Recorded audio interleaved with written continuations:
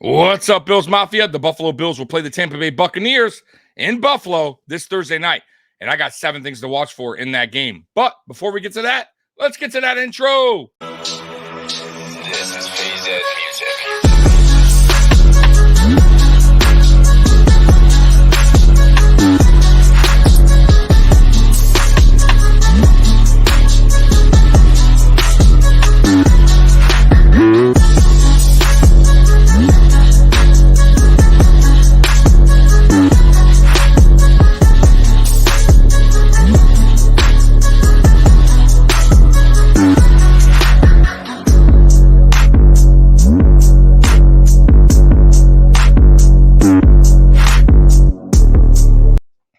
Welcome to the Mafia Sports Report. I am Tommy. Please like, subscribe, hit that notification bell because I always forget to tell you. Well, Bills Mafia, the Buffalo Bills will play the Tampa Bay Buccaneers at Highmark Stadium this Thursday night. And the Buffalo Bills better get their shit right. I mean, they better, because I'm going to freak the look out if they don't. I mean, yo. Tommy is not going to be happy post-game if the Bills don't get their shit together. Like that it's plain and simple, guys. So yeah, so I got 7 things to watch for during this game, and we're going to go in and get this thing going. Once again, shout out to Bills Wire for creating this article. All right, let's get this thing going. How do the Bills start? Look at Sean McDermott right there going, damn. We got this, guys. We got to play complimentary football. That's the reason why we're losing.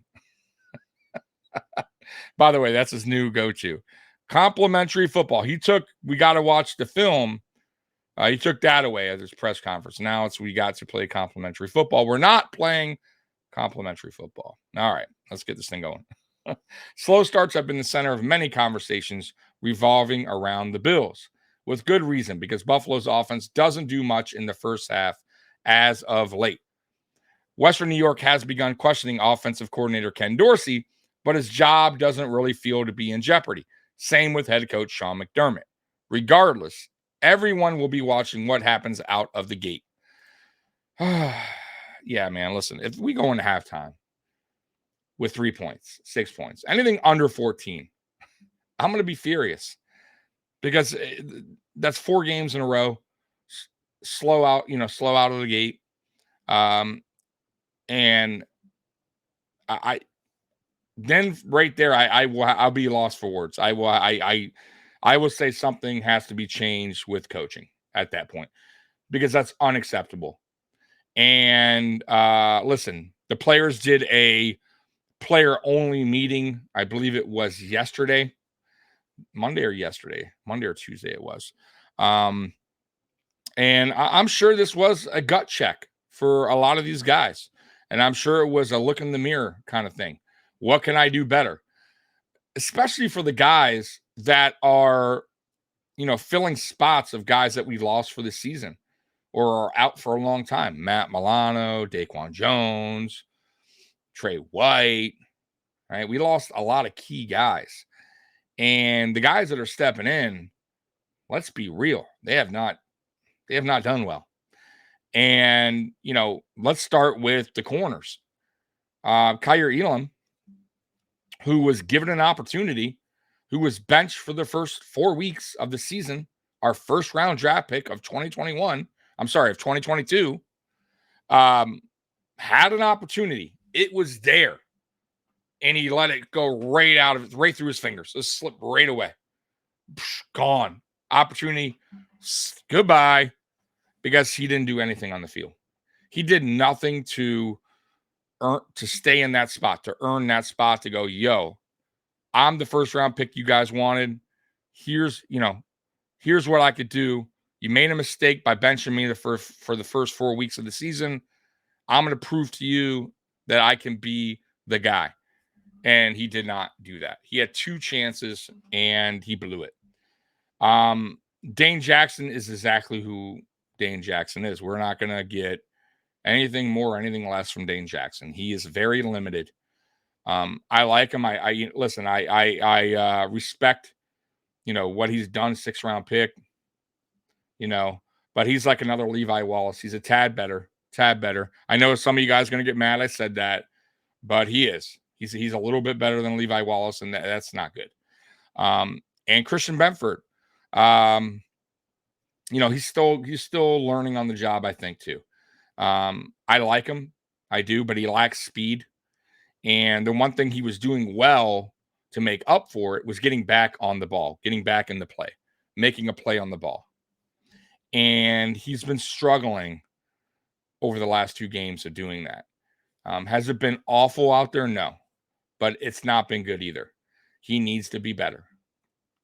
And then you got the linebacker position. Dorian Williams was thrown in the mix, and he really wasn't supposed to. And, unfortunately, he has to, fill in for Matt Milano, who had a fractured leg. I mean, and Dorian Williams' first time out the gate was okay. I thought he did some good things out there, but his second start wasn't so hot. He struggled, which is understandable. He's a rookie, but Brandon Beane has a very short leash on certain players for some odd reason, and he pulled him and he put Dotson in there, and Dotson is very limited. He's a terrible pass defender. And I think that was a mistake by Sean McDermott. He's a rookie, man. He's going to have rookie struggles, but I'd rather him out there than Dotson, who's just a guy that shouldn't be out in the field, who's a practice squad type player, in my opinion. I do not like Dotson. I do not like his game. I don't like anything about Dotson's game. And I'd rather see Dorian Williams, out there going through his rookie slumps. That's fine. I'll take it. But Dotson is a nightmare. And the Bills have to address this in a trade. I'm hoping they do, because it's going to be a problem the rest of the season, guys, especially if they keep, Dotson, now Williams, now Dotson, then Williams. Like, it's going to be a problem. And then you got the defensive tackle. Losing Daquan Jones was a big deal. You saw that last week. We could not get to the quarterback. Now, Ed Oliver was out, and that obviously also affected the line getting to the quarterback, but guys aren't stepping up. Jordan Phillips, who I love, man, I love Jordan Phillips, had a terrible game against the Patriots. And he knows that. He talked about it. He addressed it. But we need guys like that to step up.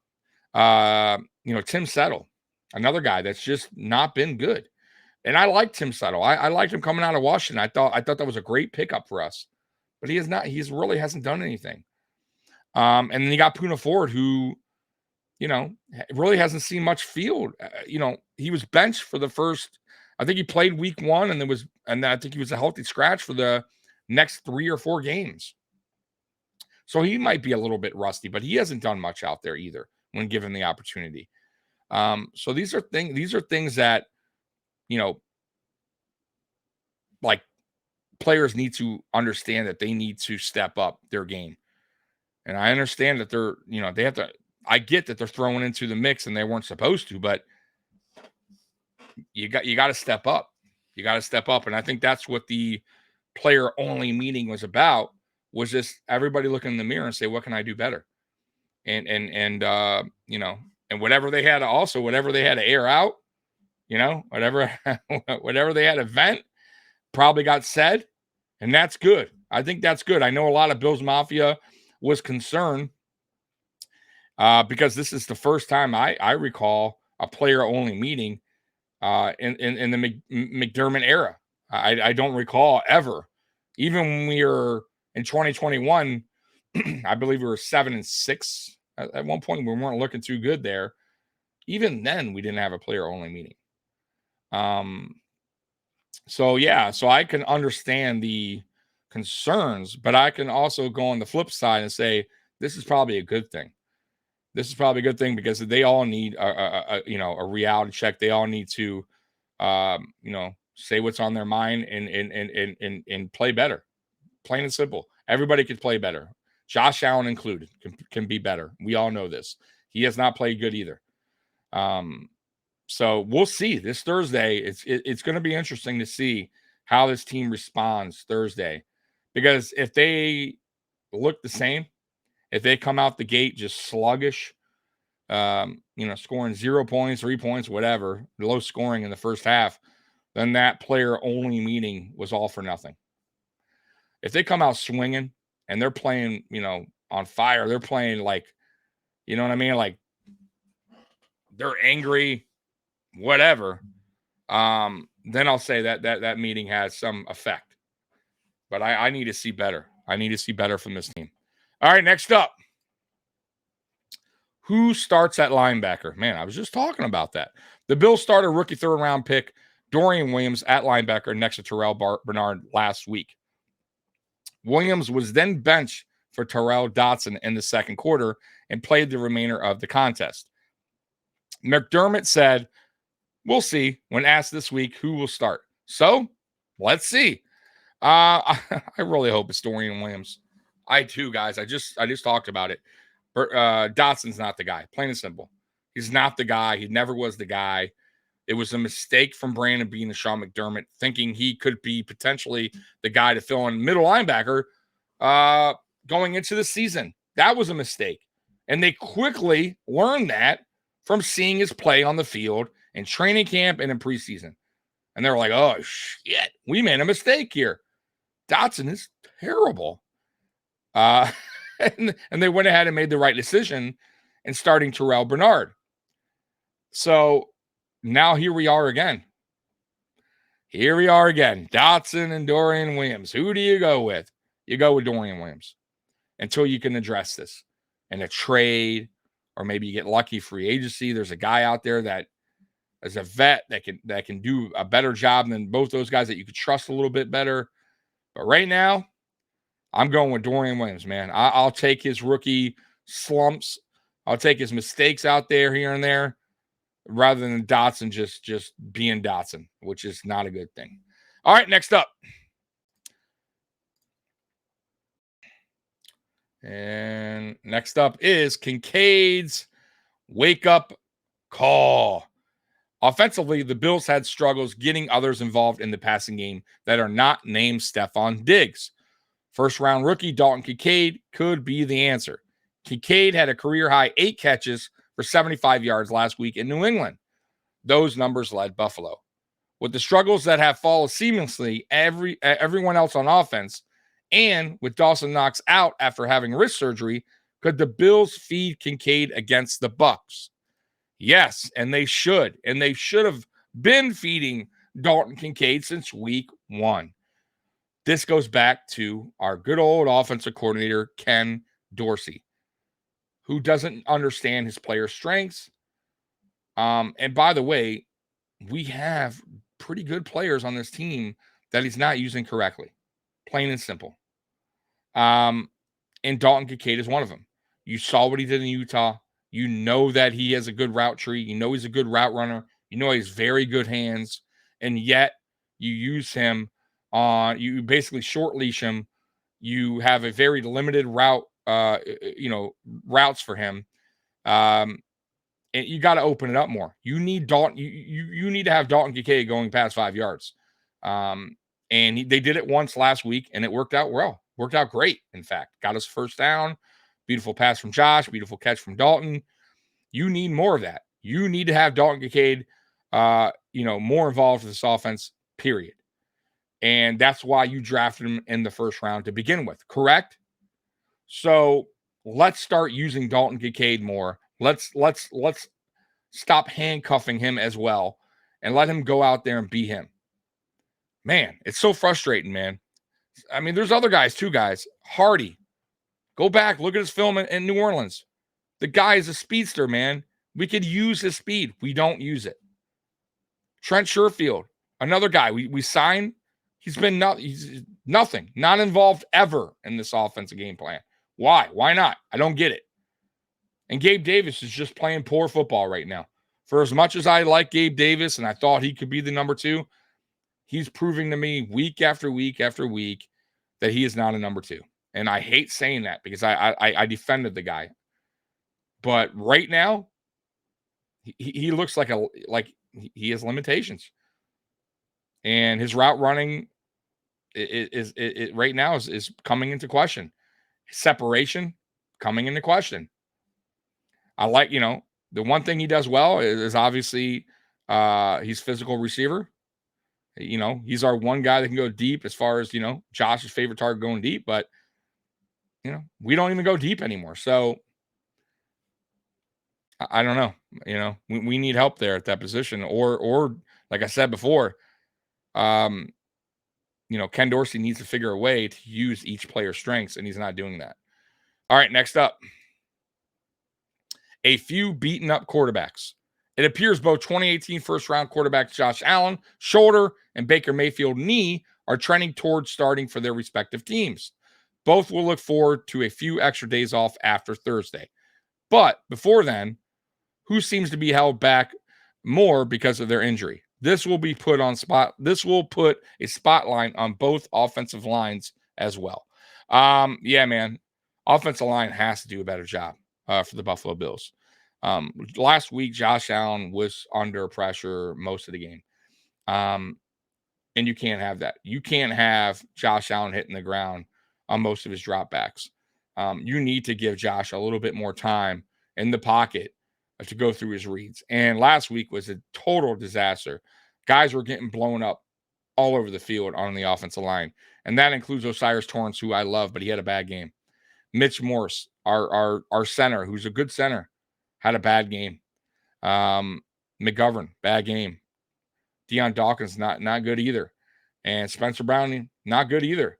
But the worst on the field last week was Mitch Morse and Osiris Torrance. They had terrible games. They have to play better. You got to protect Josh Allen. Plain and simple. You cannot have your guy, on the ground all the time during a game. You can't, and especially with the shoulder injury as well. You want to protect him. You want to keep him upright as much as you can. And last week, they didn't do their job at all. All right, next up. Can the Bills tackle better? Man, tackling, jeez. Sloppy defense plagued the Bills last week on defense. Hearing missed tackles numerous times in the locker room after a game is never a good sign. That was the case for Buffalo's defense in their loss to the Patriots throughout the contest. It's been poor tackling has been an issue since McDermott has been named head coach. It's been bad. And he preaches and preaches about defense, about tackling, right? About fundamentals, all that crap. And yet we're always bad at tackling, poor tacklers. And is that the players? He's just drafting players that just aren't good at tackling. Is it coaching? Is it both? I don't know. But he hasn't figured it out yet. And we're year 7 under McDermott. So it's either the players or the coaching, plain and simple. And if it's the players, that goes on Brandon Beane for drafting guys that aren't good tacklers. And if it's coaching, then you got to make a change, plain and simple. You can't have poor tackling. Poor tackling leads to game-ending drives like the New England Patriots had against the Buffalo Bills last week on a missed tackle on Stevenson for 35 yards it went. Unacceptable. It happens all the time. These big chunk runs that we allow are usually due to missed tackles. Can't have that. Cannot have that. The best defenses in the league, like the Jets, the Cowboys, they tackle well. We do not do that. And we have a good defense, but we don't tackle well. We're there, but we don't get it. We don't wrap it up. We don't wrap them up. Can't have that. All right, next up. Top turnover teams. Buffalo has 14 takeaways through 7 games, which is second best in the NFL. But they're only a +3 in turnover differential. That's not good. Tampa does take the ball away often, but they're clean with it. They lead the NFL in differential at +7. It's good. This will likely play a part on the final score. Yeah, of course, turnovers and controlling the clock, right? Whoever at the end of the game, whoever usually has the most turnovers or most time of possession usually are the winners of the game. And yeah, the Bills do get a lot of turnovers. They're second in the league, but they don't lead to points, unfortunately. And that falls back on the offense, right? The offense has to do a better job when the defense forces a turnover, and they're not right now. And I blame that on the offense. It's not the defense problem. Defense is giving them an opportunity again to go get us points on the board, and they're failing to do so. So they need to correct that. They need to fix that. Yeah, I mean that's real simple right there. All right, next up, get after the quarterback. Furthering on the offensive line discussion, getting after the opposing quarterback is the name of the game for the NFL defenses. Here we have two teams to watch in this category. The Bills are second in the entire league in sacks with 25. Buffalo only had one last week in New England and will want to improve there. Meanwhile, Tampa only has 16 sacks. However, they blitz a lot, 39.3% of the time, fourth most in the league. Buffalo's offensive line has struggled with the blitz in recent weeks as well. All in all, the trenches will be an intriguing battle when both offenses are on the field at Highmark Stadium. Yeah, and the offensive line against the blitz has not been good, especially as of late for the Buffalo Bills. They need to get better. They have to pick it up. And that also goes on Ken Dorsey, because Ken Dorsey needs to understand and see if they're a blitz-heavy team, he needs to have a better game plan or do some in-game adjustments to stop Tampa from blitzing so much. Get the ball out quicker. Get some screen passes going. Whatever you got to do to get Tampa to get Tampa to stop blitzing at a high rate. But if you don't stop it, they're going to keep on bringing it, and it's going to be a disaster for the offense. If the offensive line can't do their job, that is. So, yeah, man, let's get to Baker Mayfield as well. The defensive line has to bring it. It's going to be interesting to see how many snaps that Von Miller gets. He only got 6 last week, and he was limping at one time. They have it on video. Now, that could be anything. He could have banged his knee on another player.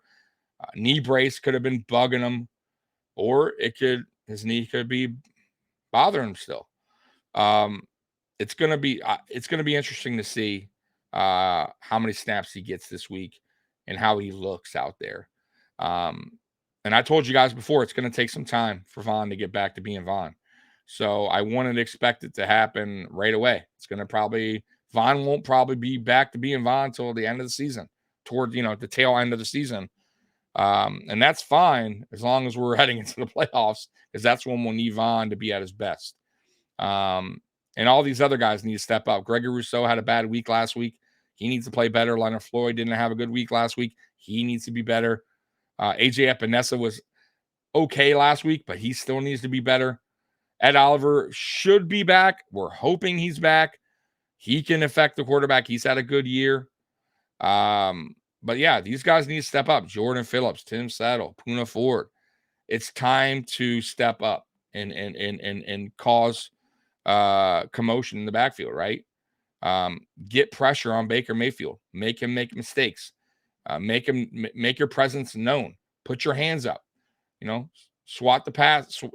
AJ Epinesa was doing that very good this year with swatted passes.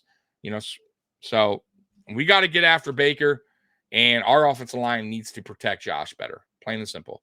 So, guys, we're going live tomorrow post game, and hopefully it's a good one because we need this win. 4-4. Disgusting if we go, if we lose that game. 5-3. All right. You know what? We're still in the mix for this. We're only one game out of first, guys. One game. Dolphins lost last week. So they did us a favor. But we can't lose the teams we should be beating. All right. So that we should beat. Sorry. So this is an important game. It really, really is. But I will say this, even if we win and we look good, Bean still needs to make a few trades, in my opinion. And the trade deadline is Tuesday next week, 4 p.m. And let's just hope Brandon Bean does the right thing. It's time to roll the dice. It's time to take a chance for this team, because if you don't believe in this team, and you think this is a rebuild of some sorts, which obviously I don't, but if you feel that way, if you feel like getting a player or two in a trade won't really move the needle on this team, is just not a playoff team this year, then fine. Don't do any trades and get a decent draft. Use your draft picks on, and get players in here, because we're gonna have a decent draft pick. But who cares if you feel like we're a playoff team, and if we get certain players, we can even be a Super Bowl caliber team. Then who cares about a first round draft pick that will wind up being a 32nd or 31st or whatever, or a late second round, late first round? You get what I'm saying? So at that point, who cares about the draft pick? You know what I mean? You got to do what's right for this team, for Bills Mafia. We're tired of going home early in the playoffs, watching the rest of the teams, fight in the playoffs, and we're out of it. Like, you got to eventually roll the dice, make a move or two. And I hope he does. I really do. I really do. All right, Bills Mafia, I love you. And as always, go Bills. I'm out of here. Peace.